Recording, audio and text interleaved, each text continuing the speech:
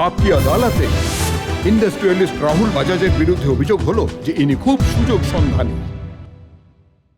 রাহুলজি, এটা কি সত্যি? ঠিক বুঝলাম না। আমি বুঝিয়ে বলছি। বাজাজ গ্রুপের ফাউন্ডার যমুনালাল জি, উনি কংগ্রেস পার্টির খুবই ঘনিষ্ঠ ছিলেন।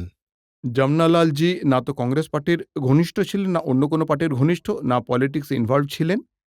যমুনালাল জি তো একজন শুধু সাধু প্রকৃতির মানুষ ছিলেন, যেটা আমি একদম নই।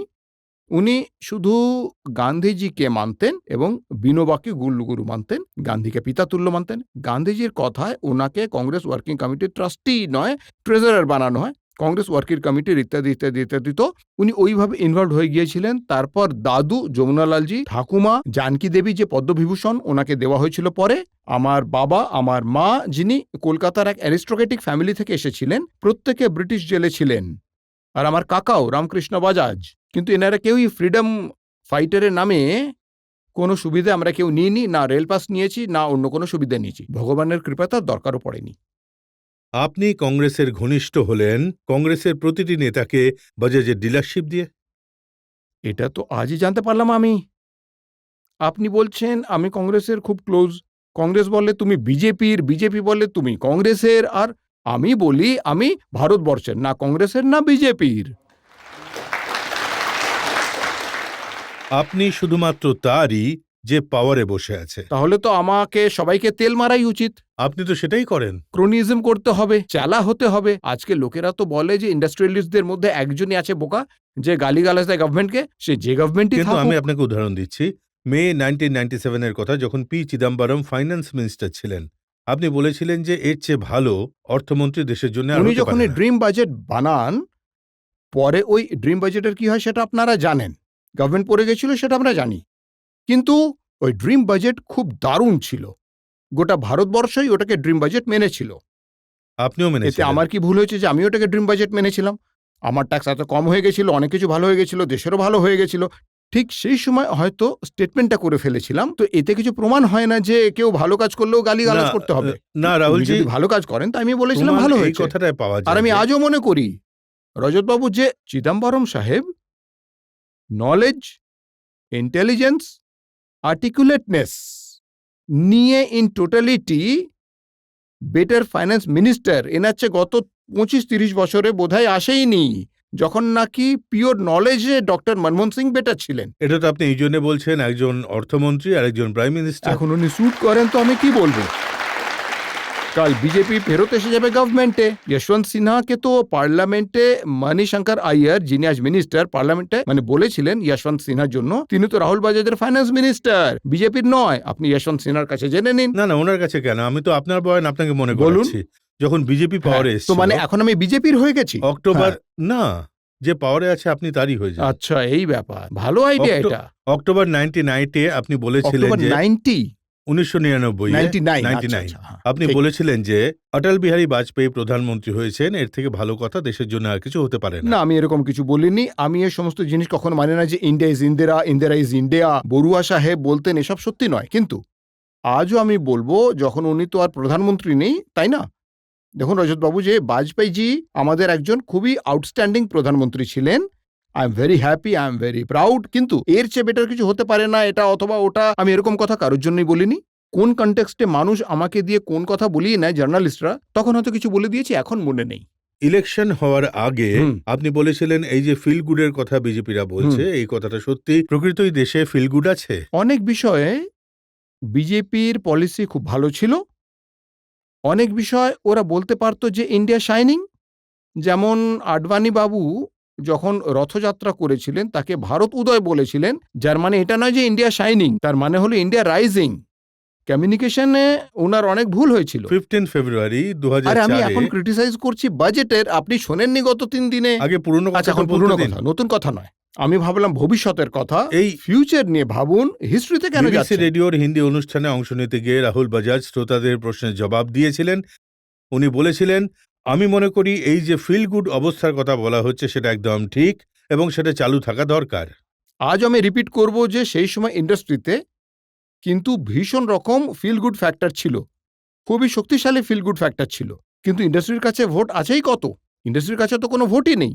কিন্তু যখন পলিটিশিয়ানরা এত বড় পলিটিক্যাল পার্টি বিজেপি জানতে পারেনি, আমরা তখন কি করে জানতে পারবো ভাই গ্রামেতে কি হচ্ছে? দেখুন, আপনি কংগ্রেস ক্ষমতায় থাকলে তার প্রশংসা করেন, বিজেপি ক্ষমতায় থাকলে তারও প্রশংসা করেন। যখন রজত সাহেবের সামনে দাঁড়িয়ে থাকি তখন রজত শর্মার প্রশংসা করি, তাই তো? কিন্তু আমি ঠিক তো আছে, গালিগালাজ করা উচিত কি না না সবাইকে? না, কংগ্রেস যখন ক্ষমতায় ছিল, যখন রাজীব গান্ধী প্রধানমন্ত্রী হয়েছিলেন, উনি আপনাকে ইন্ডিয়ান অ্যালায়েন্সের চেয়ারম্যান এটা বানিয়েছিলেন। ওনার দোষ ছিল না, আমার দোষ।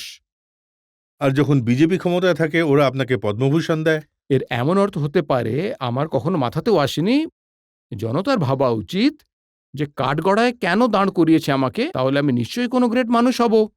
সব পলিটিক্যাল পার্টি আমাকে গুরুত্ব দিচ্ছে, কেউ মানে পদ্মভূষণ দিচ্ছে, কেউ ইন্ডিয়ান অ্যালায়েন্সের চেয়ারম্যান বানাচ্ছে। আমি আসলে এটা ভাবতেই পারিনি যে আমি এত বড়। যদি বিনয় ছেড়ে দিয়ে সত্যি কথাটা বলি, যিনি ক্ষমতায় আছেন তাদের তেল মারেন, সেই জন্যই পাচ্ছেন। তো কতজন কতজন মানুষ এইভাবে পদ্মভূষণ পেয়েছেন, আর কতজন মানুষ চেয়ারম্যান হয়েছেন ইন্ডিয়ান অ্যালায়েন্সের এইভাবে? তেল মেরে মেরে কাজ করাটা এটা একদম ভুল কথা। আমার এটা খুবই অপছন্দের, এটা আমি কিন্তু খুবই ঘৃণা আপনি করি, যখন খুবই সেই বাজে কথা। সময় এনডিএ সরকার ছিল, আপনি বলেছিলেন যশবন্ত সিনহা, যশবন্ত সিং এর চেয়ে ভালো ইকোনমি দেখার আমি কখনো আর কেউ বলিনি হতে যে পারে ভালো না। ভালো কাজ করছে বলে থাকবো, এর চেয়ে বেটার ইকোনমি দেওয়ার কেউ নেই। আমার মনে পড়ছে দেখুন, না ঠিক এটা আমি আছে, বলেছি। ভালো কাজ করার প্রশংসা করেছেন। অবশ্যই। আমার আজও মনে হয়, আজও আমি বলছি, যখন কংগ্রেস পার্টি পাওয়ারে, বিশেষ করে যশবন্ত সিনহা, কারণ যশবন্ত সিংজি তো ফাইন্যান্স মিনিস্টার বছর খানেকই ছিলেন, কিন্তু Yashwant Sinha was a very underrated finance minister. আর উনি ভালো কাজ করেছেন এক বাজেটে। আজ প্রথমবার পাবলিকলি বলছি, একটা বাজেটে উনি, সেটাও এমনিতে খারাপ ছিল না, কিন্তু দু একটা জিনিস এমন ভুল করেছিলেন, including right or wrong dividend tax removal, dividend tax reimposition. পরের দিন আমি ওকে ফোন করে 40 মিনিট কথা বলি, পুনে থেকে দিল্লি, যে আপনার সিংহাসন নড়ে গেছে। আর এটাই হয় কিছুদিন পরে। যখন কংগ্রেসের সরকার হয়ে গেছে, তখন আপনি ভাবছেন যে এবার যখন সোনিয়া গান্ধী পুরোপুরি কমান্ডে ছিলেন, হুম তখন আপনি এটা বলা শুরু করে দিয়েছেন যে সোনিয়া গান্ধী খুবই ম্যাচিওর। আগে তো আগে আমি কখনোই কথা বলিনি, আগে কখনো আপনার নজর পড়েনি। দেখিনি আমি কখনো। হাইটে ছোট হবেন, আমি লম্বা, ওপর থেকে নজর বেরিয়ে শি ইজ গেছে। A very different person than she was before. ক্ষমতায় এসেই বদলে গেছেন। 100% কারেক্ট স্টেটমেন্ট বলেছিলাম, এটাই মোটামুটি আজও এটাই রিপিট করব। এমার্জেন্সিতে কজন ইন্ডাস্ট্রিয়ালিস্ট ছিলেন যারা ওপেনলি অপোজ করেছিলেন এমার্জেন্সির? আমি তো ছোট মানুষ ছিলাম, অপোজ করি, সেই কারণে রেড হয়। সব সময় বলে গেছি, তারপরেও ওটাই বলে গেছি, ওনার মাদার ইন ল করেছিলেন এমার্জেন্সি। তখন আমি বলেছিলাম এমার্জেন্সির অ্যাগেনস্টে ছিলাম। আর হ্যাঁ, সোনিয়া গান্ধী অ্যাগেনস্টে আমি কখনো কিছু বলিনি, ওনার বলার দরকারই পড়েনি। ওই আমার বন্ধু বলেছিল। কে?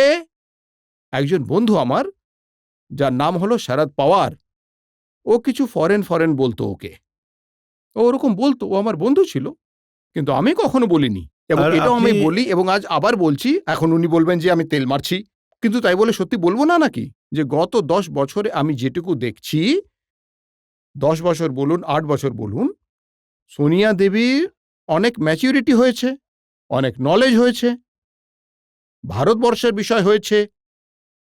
কিন্তু আমি এটা বলিনি, আর আজও আমি বলবো না, যে ওর চেয়ে বেশি বুদ্ধিমান ভারতবর্ষে আর কোনো মানুষ নেই। পাওয়ারফুল অবশ্যই, পাওয়ারফুল তো অবশ্যই, সব থেকে বেশি। সেই জন্য আপনাকে বলতে হচ্ছে যে ম্যাচিওর হয়ে গেছে। এরপর কি বলতে হচ্ছে, সেই জন্যই এরপরেও আমি আবারও বলছি যে সব থেকে বেশি বুদ্ধিমান নয়। এ খুব ডেঞ্জারাস স্টেটমেন্ট করিয়ে নিলেন আপনি আমাকে দিয়ে। তো না, একদম ডেঞ্জারাস তাহলে নয়। ভারতবর্ষে থাকাই হবে না এটা আমার। তো উনিও বুঝতে পারেন। কিন্তু গত 10 বছরে কি সোনিয়া গান্ধী এতটাই বদলে গেছেন, না আপনার পারসেপশন বদলেছে? দেখুন, যেহেতু উনি বদলেছেন, তাই আমার পারসেপশনও বেড়েছে, বদলেছে। শরদ পাওয়ার ওনাকে বিদেশি বলে ডাকছেন। হ্যাঁ, তো শরদ পাওয়ারকে ডাকুন এখানে, আর প্রশ্ন করুন। আপনার উপর খুব প্রভাব শরদ পাওয়ারের। আমার ওপর ওর প্রভাব নাকি ওর ওপর আমার প্রভাব, এটা তো আপনি ডিসাইড করবেন। স্যার, আপনি এখনই মানে রাহুল সাহেবের ওপর অভিযোগ করেন যে that he is an opportunist, but being a businessman you have to be an opportunist. আপনি যদি সুযোগ যেটা আসবে সেটা নষ্ট করে দেন, তাহলে তো বিজনেস করতেই পারবেন না। তো তার জন্য পলিটিক্যাল রিলেশন বানানো বা ইন্ডাস্ট্রিয়াল রিলেশন বানানো, তাতে দোষের কি? একদম ঠিক। ওনাকে এখানে বসেন, আমি ওদিকে যাচ্ছি, দেখবেন মজা। একদম ঠিক বলেছেন। তাহলে এটাই কি কিন্তু কারণ? কিন্তু আপনি একদম ঠিক বলেছেন, আর এই জন্যই আজ 90% ইন্ডাস্ট্রিয়ালিস্ট এরকমই বিহেভ করে। আমি মনে করি আমি তাদের মতো নই, কিন্তু এর অর্থ এটা নয় যে আপনি অকারণে ক্রিটিসাইজ করে যাবেন। যেটা আমার ঠিক মনে হবে, দেশের জন্য ঠিক মনে হবে সেটা আমি বলি, যাতে আমার ভুল হতে পারে কখনো কখনো। কিন্তু আমি এটা দেখি না যে গভর্নমেন্ট সেটা পছন্দ করবে কি না। কিন্তু এটা অবশ্যই ব্যাপার যে গালাগালি করা বা মানে ইউজ অফ রং ওয়ার্ডস অথবা মানে রুডনেস দিয়ে আপনি কিছু অ্যাচিভ করতে পারবেন না। যদি আপনি চান যে গভর্নমেন্ট আপনার কথা শুনুক, তাহলে আপনাকে পোলাইটলি বাট ফার্মলি বলতে হবে, এবং সেটাই আমি চেষ্টা করে যাই। তাহলে আপনি কেন যাচ্ছেন না রাজ্যসভায়? কেউ আমাকে ডাকছে না, আর আমার কাছে টাইমও নেই ওখানে গিয়ে টাইম নষ্ট করার মতো। আমি গিয়ে করবোটা কি ওখানে? যে ভাষণ এখানে দিচ্ছেন ওখানেও তো দিতে এখানে পারেন। মানে এখানে শোনার লোক আছে, ওখানে খালি হাউস থাকবে। ওরা নিজেদের নিয়ে নেয় ওই ডেলি ভাতা, আর তারপরে গায়েব হয়ে যায়। হলে বা সেন্ট্রাল হলে গিয়ে বসে, আর ওখানে ক্যান্টিন খুব ভালো, কিন্তু খুব সস্তায়, আর খুব সুস্বাদু জিনিস পাওয়া যায়। ওখানকার সিঙ্গাড়া খুব ভালো। কারণ রাজনীতিতে আপনার যত বন্ধু আছে সেসব দেখলে মনে হয় আপনার আসল জায়গা ওখানেই। প্রাইভেট লাইফ আমার। আপনি যেই পলিটিক্যাল লাইফ বানাবেন, অমনি যে কেউ যা ইচ্ছে বলবে। সকাল ৮টার সময় আপনার ঘরে আসতে পারে। হ্যাঁ, কারণ ১০টা পর্যন্ত শুয়ে থাকলেও আমায় কেউ কিছু বলার লোক নেই। না, না, না, এই কাজ আমি করব না পাবলিক লাইফে, আর এই বয়সে তো কখনোই নয়। রাহুলজি, শুধু এটা বলে দিন, যখন বাচ্চারা কাজ সামলাবে, আপনি শুধু চেয়ারম্যান থাকবেন, তখন অবসর সময়ে কি করবেন? তেল মারামারি তো কখনোই করব না, কিন্তু যখনই লাগবে কেউ ভুল করছে অবশ্যই বলবো। বলবো কোথায় ভুল হচ্ছে, যাতে দেশের আর দেশের মানুষের উপকার হয়। এটা তো রাজনীতিতে যাওয়ার লক্ষ্যে প্রথম পদক্ষেপ। এটা তো আপনার রিডিং।